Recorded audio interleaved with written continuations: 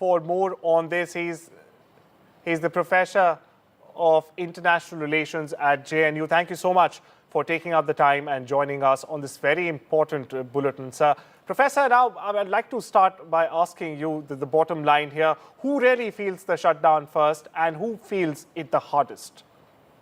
Obviously, there is a whole spectrum of people who will get impacted.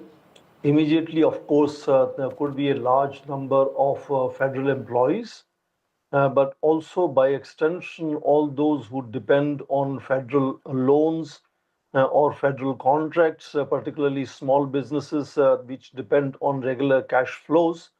But in long run, also the whole the system of United States in terms of its global credibility, United States being largest economy on the planet means such disruptions will also impact global stock exchanges. Commodity prices could go up because US is the most important importer of heavy value, high value commodities. It could also mean impact on American prestige and credibility among friends and so on. And what makes it particularly intriguing is that this time, though there have been several shutdowns or one-day gaps between funding, this time we have been hearing President Trump from the very beginning trying to cut down the size of bureaucracy.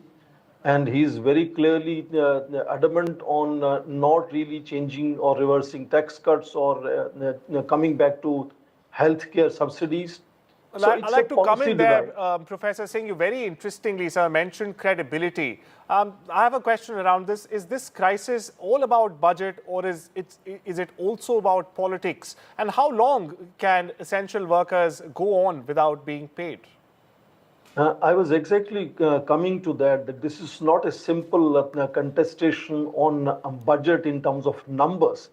It's a clear policy divide that is making it more difficult to bridge the gap between two sides. Obviously, Democrats are very upset with the fact that Republicans chose to pass it clean in the House, as they are saying, because they could muster the majority there. But in Senate, they need sort of supra majority of 60 out of 100 numbers, and they have only 53, so they depend on Democrats here.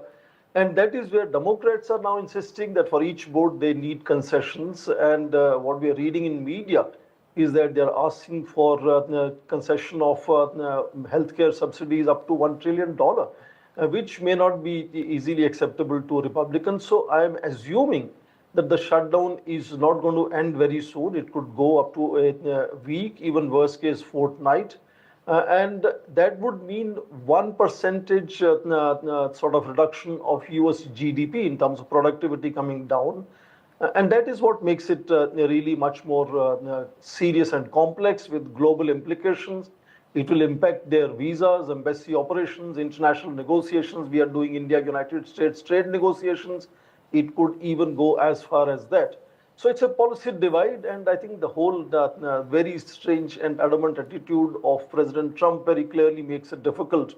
And it serves his purpose in also cutting down the fat and the bureaucracy, as he keeps saying repeatedly. So not Right, just Professor. the temporary jobs, non-essential jobs, even permanent and essential